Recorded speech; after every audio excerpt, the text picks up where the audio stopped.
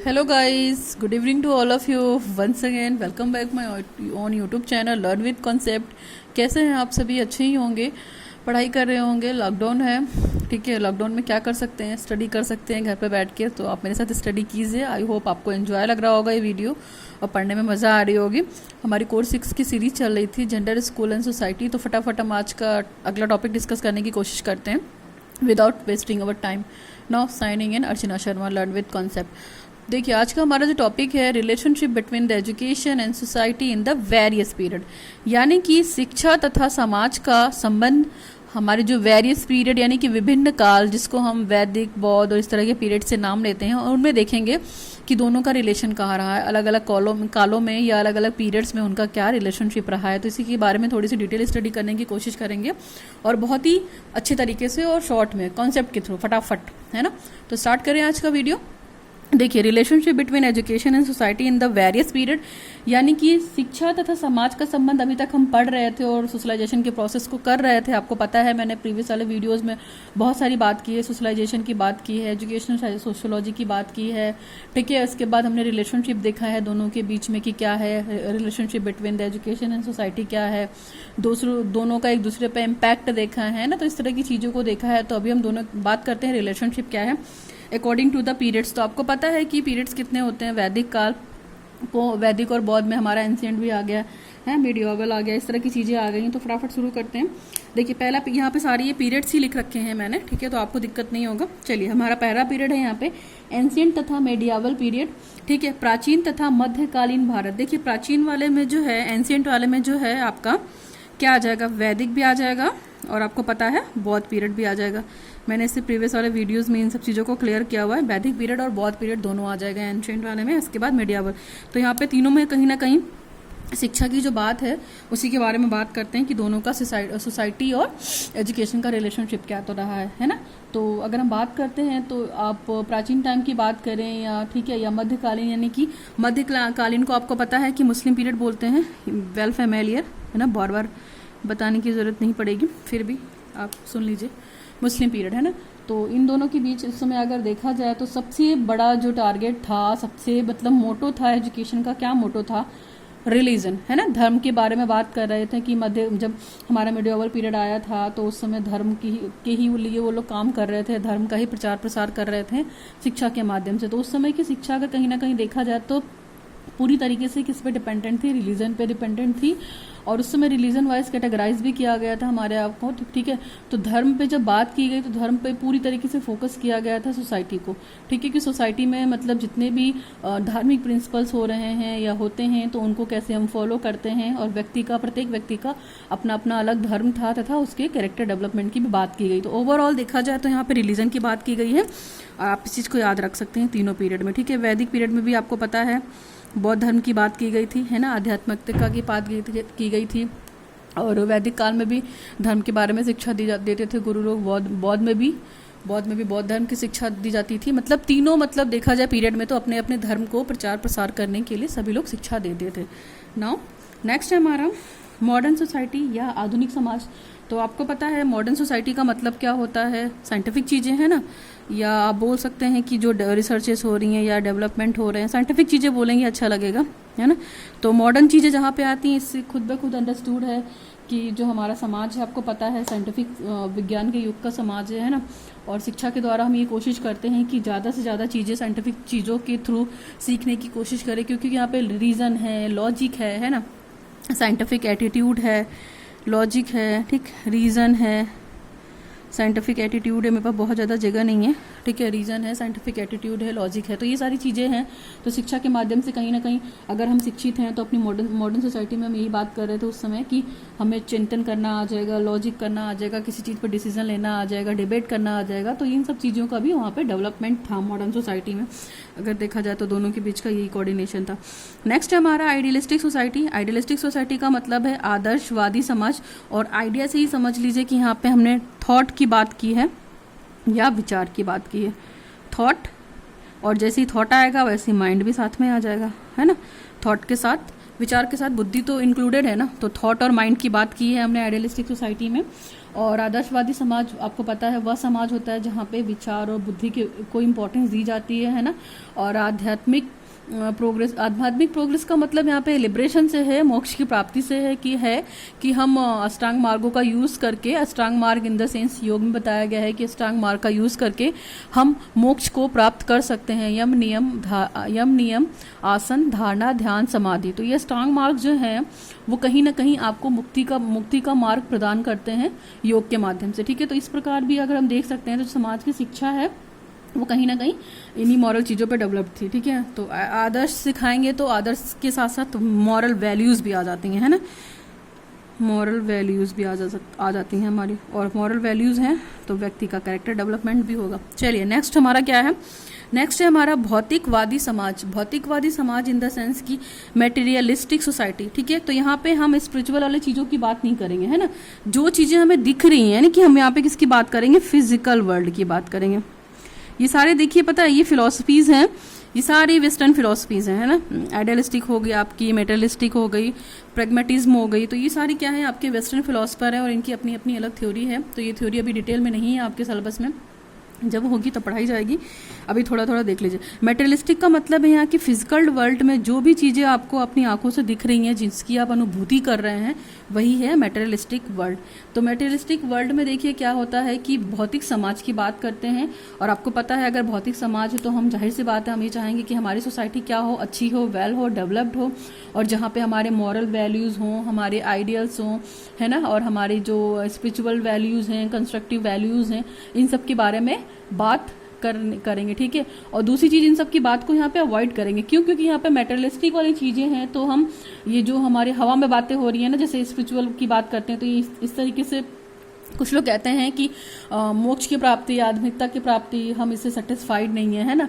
तो क्यों, क्योंकि इन्होंने कभी भगवान को देखा नहीं है ना, मोक्ष को जानते नहीं है, ज्ञान को जानते नहीं है, तो इनको ये लगता है कि सोसाइटी में रह रहे हैं तो जो भी हमारी ये सुख सुविधाएं हैं इन पे ज़्यादा फोकस किया है in comparison to that the things, है ना, जो कंस्ट्रक्टिव चीज़ें हैं या जो स्पिरिचुअल वैल्यूज़ हैं। ओके, तो यहाँ पे मेटेरियलिस्टिक वर्ल्ड या भौतिक संसार की बात करती है शिक्षा। नेक्स्ट है हमारा प्रयोजनवादी सोसाइटी। प्रयोजनवादी सोसाइटी का मतलब है प्रैग्मेटिज्म सोसाइटी, और प्रैग्मेटिज्म का मतलब है कि यहाँ पे हर चीज़ क्या होगी, प्रैक्टिकल के माध्यम से वेरीफाइड की जाएगी।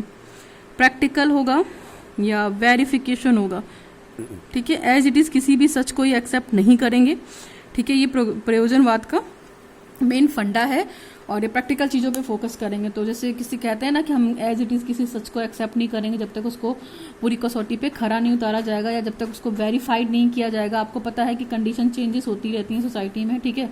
तो वो एज इट इज़ किसी भी सच को एक्सेप्ट नहीं करेंगे जब तक उसका प्रॉपर तरीके से वेरिफिकेशन नहीं करेंगे, उसकी टेस्टिंग नहीं करेंगे। तो यहाँ पे इसकी बात करते हैं, और प्रैक्टिकल वाली चीज़ों की बात करते हैं। जब प्रैक्टिकल वाली चीज़ों की बंदे बात तभी करेंगे जब हम प्रॉपर वे में शिक्षित होंगे और उनको एक्सपेरिमेंट करेंगे और उनको टेस्ट करेंगे, टेस्ट करके उनका कुछ पर्टिकुलर रिजल्ट लेकर आएंगे।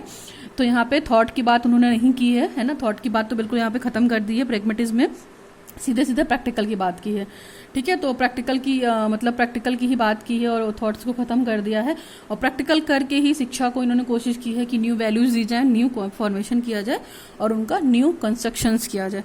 नेक्स्ट है हमारा फासिस्ट सोसाइटी या समाज, है ना, फासिस्ट समाज बोल सकते हैं या फासिस्ट सोसाइटी बोल सकते हैं। तो देखिए यहाँ पे एक चीज़ समझ लीजिए, फासिस्ट सोसाइटी का मतलब है कि यहाँ पे टोटल फोकस कहाँ पे होगा, स्टेट पे होगा। स्टेट या सोसाइटी कह सकते हैं, नॉट मैन। यहाँ पे जो फोकस होगा या जो डेवलपमेंट होगा वो कहाँ के लिए होगा, स्टेट के लिए होगा, और मैन के लिए बात नहीं करेंगे ये, ठीक है।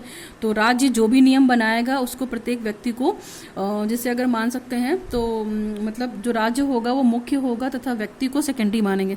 तो यहाँ पे आप ये भी कह सकते हैं एक तरीके से, अगर आपको दिख रहा है तो ये प्राइमरी में स्टेज को रखेंगे, प्राइमरी इन द सेंस की प्राइमरी प्राथमिकता किसको देंगे, स्टेट को, और सेकेंडरी में कौन होगा, मैन होगा। तो यानी कि स्टेट जो भी लॉ रूल्स रेगुलेशन बनाएगी, ठीक है, प्रत्येक व्यक्ति को उसको फॉलो करना पड़ेगा। अगर व्यक्ति उसको फॉलो नहीं करता है तो उसके लिए पनिशमेंट भी बनाई गई है। और आपको बता दो यहाँ पे कि इस वाले फासिस्टिक सोसाइटी में हिटलर का नाम बहुत फेमस है ना।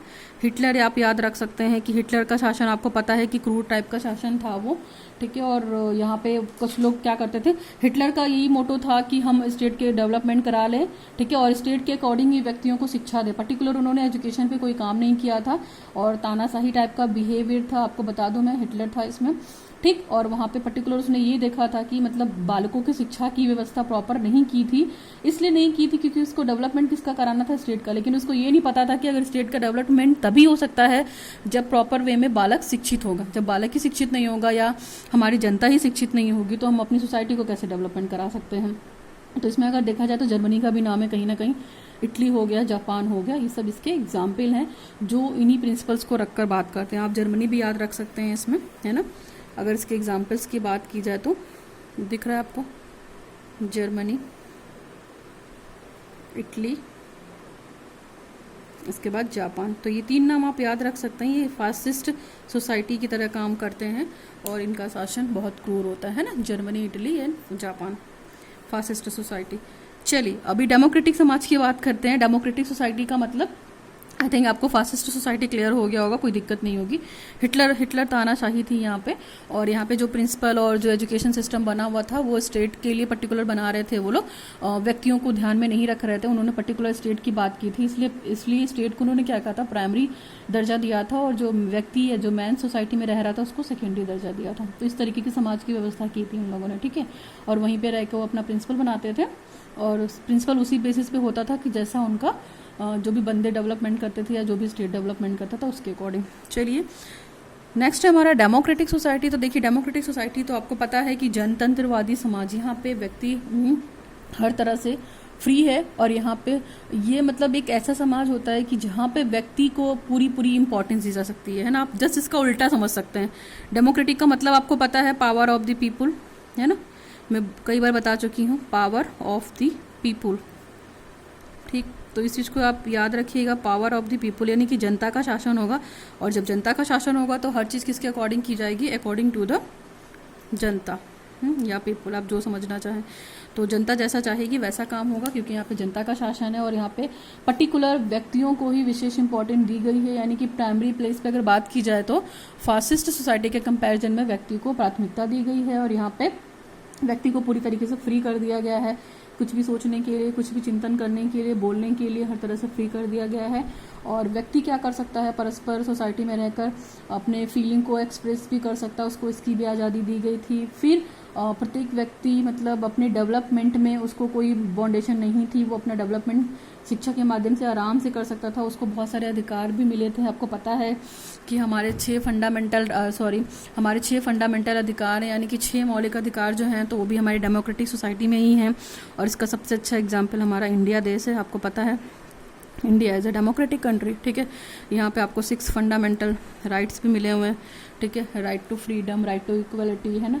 फिर इंडिविजुअल डिफरेंसेस, ठीक है। रिलीजन के बारे में पता मिला हुआ फंडामेंटल राइट है आपका, ठीक है। संस्कृति को लेके फंडामेंटल राइट है। फिर रेमेडियल ऑफ इंडियन कॉन्स्टिट्यूशन, यानी कि संवैधानिक विचारों का भी मतलब हर तरह के अधिकार आपको मिले हुए हैं, ठीक है। तो वो 6 जो फंडामेंटल आपके अधिकार हैं वो कहीं ना कहीं डेमोक्रेटिक सोसाइटी में आ जाते हैं, जिसकी वजह से क्या होता है, नागरिकों के अंदर जाहिर सी बात है अच्छी फीलिंग आ जाएगी सोसाइटी के लिए, कोऑपरेशन की फीलिंग आ जाएगी, है ना।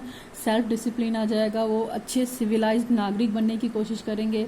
वो अपने फंडामेंटल ड्यूटीज़ को भी निभाएंगे। जो 11 फंडामेंटल ड्यूटीज़ की बात की थी हमने प्रीवियस वीडियोस में, अगर आपने नहीं देखा है तो आप देख लीजिएगा, वहाँ से बहुत सी चीज़ें क्लियर हो जाएंगी। और डेमोक्रेटिक डेवलपमेंट तो होगा ही होगा हमारी सोसाइटी का, ठीक है। तो ओवरऑल यही था कि जो हमारा भारत देश है, भारत की जो शिक्षा व्यवस्था है वो डेमोक्रेटिक एजुकेशन सिस्टम पर बेस्ड है, आपको पता है।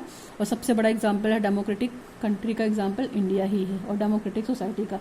तो यहाँ पे जो है ना हर तरह का समाज भी आपको पता है, हर तरह की शिक्षा भी है, हर तरह के आइडियाज़ भी हैं, कैरेक्टरिस्टिक्स भी हैं, थॉट्स भी हैं, है ना, विचार भी हैं। तो हमारी नीड्स भी हैं, और उसी के हिसाब से हमारा देश काम करता है। तो बहुत महान देश है हमारा भारत देश, ठीक है, in comparison to fascist society.